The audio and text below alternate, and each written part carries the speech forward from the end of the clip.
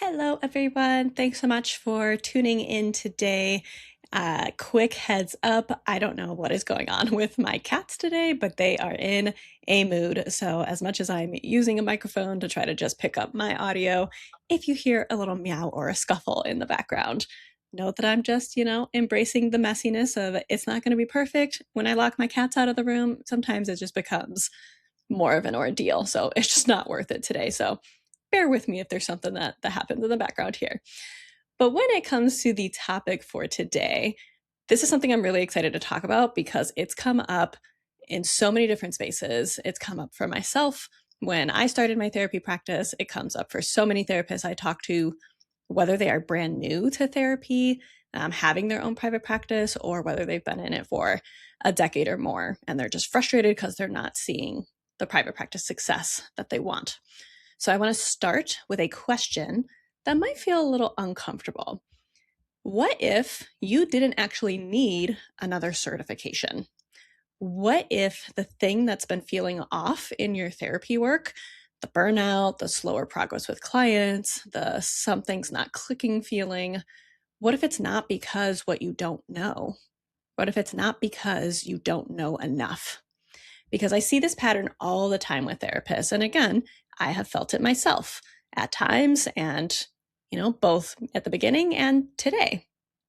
So we see, okay, our client isn't progressing the way we hoped. So maybe I need EMDR training. Maybe I need IFS training. Maybe I need another training on working with polycules because I'm seeing couples who, have other partners as a part of their system. And listen, I am not anti training. I've invested a lot of money in trainings myself. I value it deeply outside of just getting our continuing education credits. Like, obviously, we want to be good therapists. For those of us who charge a premium fee, we want to feel like we know a lot. We are confident in what we're able to offer. We can communicate that. But I think sometimes we stand a little bit too much behind the certifications and the trainings, right? We think clearly if I only had the thing, if I were able to do more, if I was able to say, not only am I EMDR trained, but I'm EMDR certified, like that would finally be the thing that clicked and brought in more clients and made me feel like the confident and financially successful therapist that I want to be. But again, what if the issue isn't knowledge? What if the issue is time? That's really what I want to talk about today. So let's talk about what's actually happening for a lot of therapists right now. You probably got into this field because you care deeply about people and you want to help and you find this work meaningful and maybe you do love your work, but at the same time, you're exhausted. You're seeing 20 plus clients a week. I've met with therapists who are seeing like 35 clients a week, and that just sounds intense. You're seeing back to back sessions. I've seen so many therapists who like skip lunch and they just don't eat. I know there are times where I've certainly been there, especially when I was working at the agency I was before moving into private practice.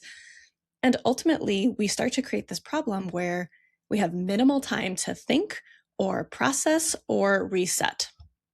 And there becomes this weird tension between like, I love this work, but I don't know if I can keep doing it like this. And I think a lot of therapists don't even let themselves say that out loud. Like a lot of times it's been in my one-on-one coaching sessions with therapists where that finally starts to come out, where they finally feel like they have permission to say, I love this, but, right? Even as therapists, we know we're supposed to embrace the and component, right? Of like, not but and. But no, I think a lot of us truly do feel like it's not both, right? We love the work, but we don't see a way through. And so we're only looking for a way out because truly it starts to feel like maybe I'm in the wrong field if I can't make this work, or maybe I'm just not cut out for this, or why does this feel harder than I thought it would? But again, what if the problem is not you and your lack of training? What if the problem is actually the structure you're working within? So when your clients aren't transforming in the way that you want, right? They come in for this goal. Maybe you actually feel fairly confident you can help them with this goal, but then they keep coming to sessions and they're feeling frustrated. They're feeling like, I haven't seen any movement. I haven't seen any change. I'm starting to feel disappointed and maybe even hopeless. So we're layering this on top of all these problems, right? We're burnt out. We're working back to back sessions. We have no time to feel creative. We definitely don't feel like we have time to market. And now we have clients who are making progress, but slowly, or they feel stuck in certain patterns. They might understand things cognitively, but they're not shifting emotionally. And the default thought for the therapist becomes, well, I just must not know enough, right? Like other therapists are better than me, other therapists who have more trainings, more certifications. That is clearly the answer. Like they seem like they know their shit. So you start to look for another modality, another framework, another certification, because that feels like the responsible thing to do. But here is the question I really want you to sit with. Are your clients not transforming because you lack skill or because there isn't enough time and space to actually do the work deeply? Because those are two very different problems. And I've talked about this before. In order to solve a problem, we need to know that we're solving the right problem. Otherwise, we are problem solving and we solved a problem, but it wasn't actually the right problem. And so we still have a problem, right? You're still not getting clients, your clients are still stuck, whatever it is. So let's talk about one of the biggest misconceptions in therapy, the thing that therapists get wrong over and over again. We tend to think the more trained I am, the better outcomes my clients will have, right? And I think there's something to be said for that. Like, I know every training I go to, whether I say, now I'm going to incorporate this with every single client that I have, or, regardless of how helpful or transformative it is for me, like I do gain something. I try out a new skill. I see how much it matches my personality, my therapeutic style, and sometimes it shifts something for clients, right? Everyone is different. And some people do respond better to more cognitive things or more emotional things or more behavioral things. But it's not that black or white. Just because you have more training, just because you learn a new skill, that doesn't actually mean your clients are guaranteed to have better outcomes. Nowhere does the research actually support that. You all probably remember this from grad school, but then again, we forget it in practice. But the number one predictor of client outcomes is not the method that you use. It is not the modality. It's not the approach. It's not your case conceptualization. It's the therapeutic relationship. So it does not matter what modalities you are strictly adhering to. It doesn't matter what certification you recently earned. It doesn't matter how many alphabet soup letters you have after your name. What matters is the relationship. And so here is the part that we don't talk about enough. Obviously, relationships take time to develop. We know that a client might come to us for a couple of sessions and already there's not a great fit, whether it's just off the bat, or maybe it's someone's first time in therapy, or maybe they had a really poor experience with therapy and it took them a decade to even reach out and try again. But relationships take time. They take time for the client to trust us. It takes time for us to feel comfortable trying either our current or some new skills. And that might even be, I'm not talking about skills from like the EMDR, IFS, whatever perspective, but skills in the sense of like confronting clients or using more present process oriented experiential skills, like the skills that you use with everyone. You're probably not just band-aid applying them with every client that you see. You are seeing like, okay, well, what resonates with this client and what doesn't? And so relationships take presence, right? We need to actually be attuned or in attunement to the person in front of us. We need some amount of depth. If everything's kind of surface level, I don't know about you, but when I have sessions where we're kind of just talking about like stuff all the time, like I don't feel as invested. I'm as invested as I can be, but I don't love talking through like logistics of the how was your week and stuff like that. And that might be because I'm autistic. I hate small talk. I need the depth in order to feel connected with someone. And so with that too, relatedly, relationships need emotional safety. if there's not emotional safety for one reason or another, can we truly form that therapeutic relationship? Probably not. Relationships also need a space to unfold, right? Whether that is week by week, whether that's with therapy intensives, we need that space to feel like we can let go. And for clients, again, not only does that take time, but there's lots of different points of consideration. Like, is it virtual versus in person? Are they doing it in the middle of their workday or at the beginning of a school day? There's lots of factors in terms of feeling like there's actually space to unfold and to let go and get vulnerable. I know I had to work with my therapist to change our time when my time was like after a coaching call and before a therapy call. I'm like, I can't be vulnerable Thursdays at 10 a.m. We need to move to the end of a day or I'm always going to stay in my head. And so in order to really build those quality relationships with our clients, again, we need presence, depth, emotional safety, and a space to unfold. And when you are working primarily in a therapy model where you have 45 to 50 minutes once a week with 20 plus clients, that is not a lack of skill problem. That is a time constraint problem. So let me give you an analogy here. Imagine you are going to a doctor and they spend 5 minutes with you. They ask a couple questions, maybe run a quick test, and then they send you on your way. Even if they are the most qualified doctor in the world, there is only so much they can do in 5 minutes. Now imagine instead they spend hours with you. They understand your full history. They have time to really assess and connect and respond. This is a completely different experience, which is going to lead to a completely different outcome. And that's exactly what's happening in therapy too.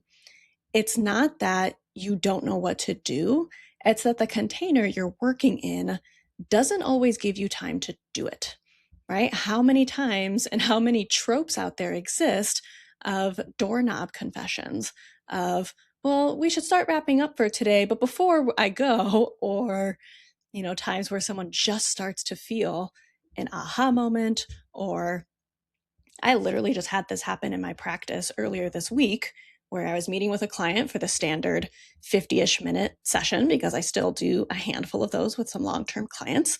And a lot of stuff was coming up and they were like, wow, I really wish we had more time this week. Can we have another session this week? And because I have flexibility to do that, I was able to offer that. But really and truly, this time constraint that is artificial and ultimately a lot of us follow because of insurance models, whether you are in network or out of network or completely cash pay. That's just kind of how we've always been taught to think about therapy, is that it happens in hour increments at a time. And ultimately, it happens at clinical hour increments. So the 45 to 50 minutes, because ideally you have time to write your note, go pee, have a snack, whatever it is. But if you're like me, you have a hard time adhering to just 50 minutes. Sometimes my clients are better at maintaining that boundary than I am because I do want to keep talking. And that's why I love the therapy intensive model where I get more time. So again, when we are only working in the 50-minute model, when that is our primary way of working, and this goes like unchecked, unexamined, of like, well, this is just status quo, I guess this is what therapy looks like, a few things start to happen. So we start to doubt ourselves, right? Like, do I just suck? Like, I literally at some point, back before I started my private practice, I was working at a college counseling center and I was just cranking through, and like that was the expectation. One of my friends joked, kind of feels like a sausage factory, right? Like you just crank through and you produce as much as you can. What matters is output. And I really started to doubt, am I a good therapist? Right? Like I thought I was. I thought that's what I went through all this training for. And I always got good feedback. I'm passionate about this. I've been basically, the therapist role for all my friends since I was a child, probably like you have been. But we start to doubt, like, am I actually good at what I'm doing? We start to question our competence of like, did I forget how to do a case conceptualization? Am I right about this? Am I totally off? Is there something I'm missing?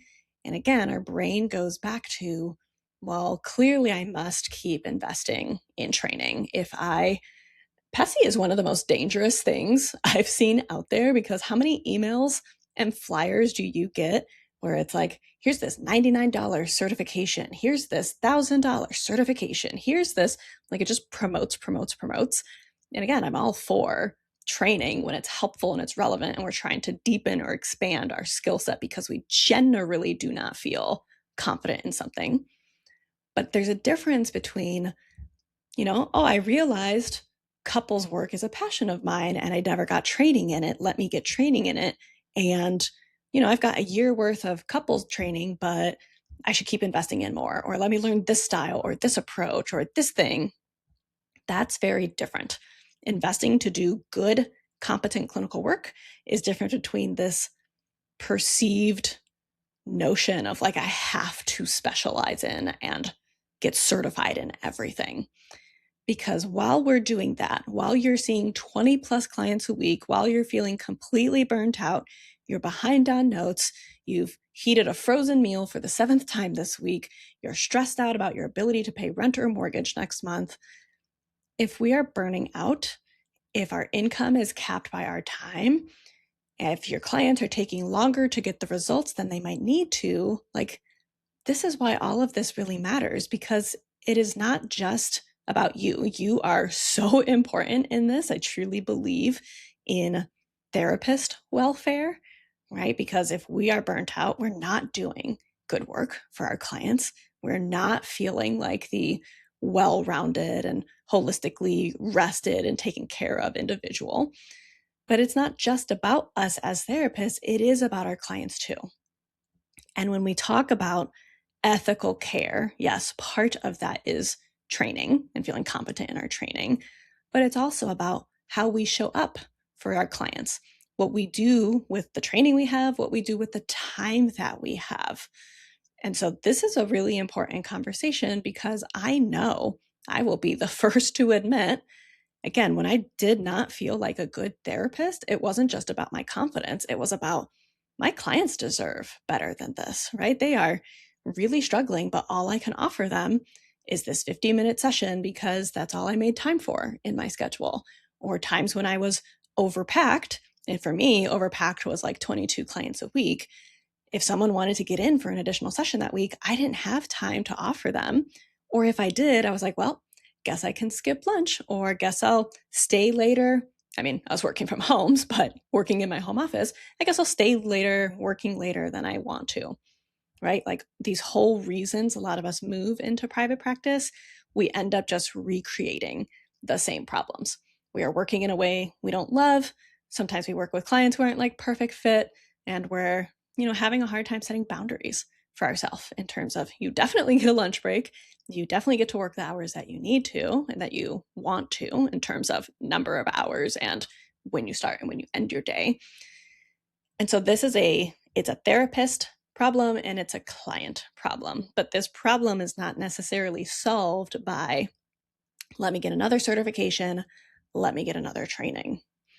And so if you are listening to this and thinking like, okay, well, if it's not training, if it's not, another certification that I should get, then like, what's the problem, right? And that's what I said earlier, is you have to know what is the right problem to solve, because we can't fix the wrong problem and therefore expect, the new solution. We can't try and fix this hole over here when really it's this bigger hole.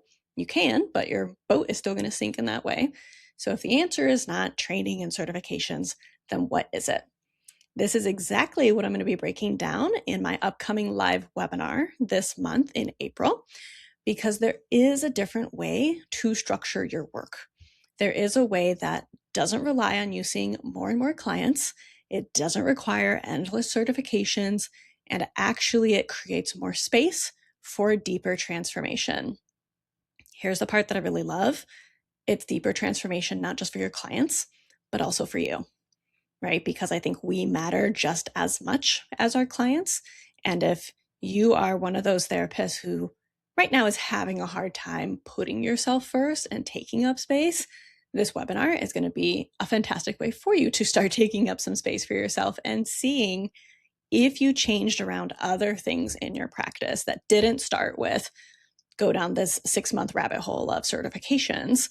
If you started just by shifting how you work with your clients, that's going to transform your life. It's going to transform your business, and it's going to transform your clients' lives, right? This can be a win-win scenario. No one has to lose here. So in my live webinar, we're going to talk about why time is such a critical factor in your therapeutic outcomes. We're going to talk about what changes when you shift the structure of your work, and how other private practice therapists are creating more sustainable, effective practices without burning out. So you can sign up using the link that is in the show notes. And even if this episode just gave you one thing to really think about, I hope that it's this message. You're probably not undertrained, right? I have met so many therapists. I have seen so many letters behind y'all's name. I've got a lot of letters behind my name, even when it's like PhD licensed psychologist. And I currently have technically 2 certifications. I'm certified in the Safe and Sound protocol, but that feels a little bit different because that's like watching a course. There's no like hours you need to complete or supervision you need to complete or things like that. But I don't even put that behind my signature. I use Amanda Baduras, PhD, licensed psychologist. I've seen so many therapists who have like at least 5 sets of like 3 or 4 letter acronyms. I know there's another word for those, so it's not actually acronym all the time. But there are so many of us that have so much training. And so we are probably not undertrained. That is highly likely not the problem here. You just might not have enough time to do your best work. And that's something to really pay attention to. It's something really worth paying attention to. And if that's something that you want to learn more about, again, register for my free training that's coming up. It is always such an exciting event. People always leave feeling so inspired, feeling like they're ready to make some changes. So I would love to see you there live. There's going to be some live show up bonuses. So I hope that was helpful just to hear today in terms of before you invest thousands of dollars and dozens or hundreds of hours in your next pursuit of training or certification, really just stop and think about, is that the right problem to solve, or is there a different problem I can solve? So let's chat more soon, and tell me if you're coming to the webinar, what you're most excited to learn. I always take questions beforehand if there's things people want me to cover, so just reach out, and I look forward to seeing you there.